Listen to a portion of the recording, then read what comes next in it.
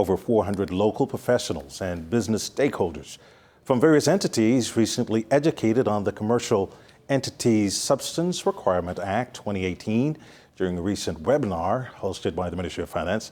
The legislation requires compliance from local companies with international standards on tax governance and transparency. Now, under the Act, commercial entities must prove that they have a substantial economic presence in the Bahamas by having income-generating activities. They must also show management and control over the business entity locally.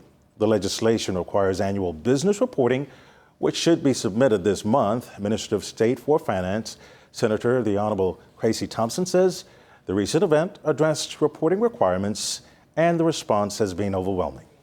So we're very pleased with the progress that the Ministry of Finance has been making with our Cesra protocols.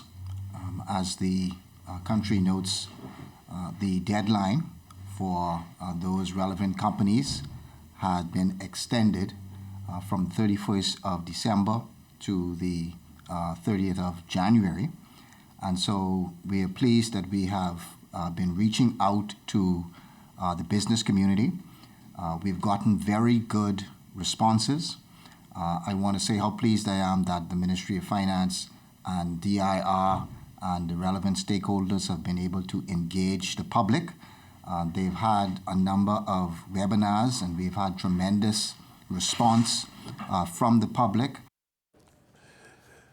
Director of Legal Regulation at the Ministry of Finance, Stephen Coakley-Wells, says the event addressed a number of business owners' concerns.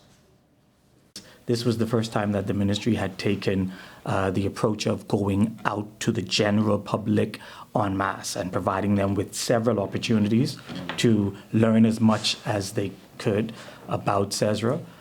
We simplified it so that the common man or the layman would be able to understand exactly why the legislation was implemented, what were the reporting obligations under the legislation, and also what persons could expect with respect to the process of reporting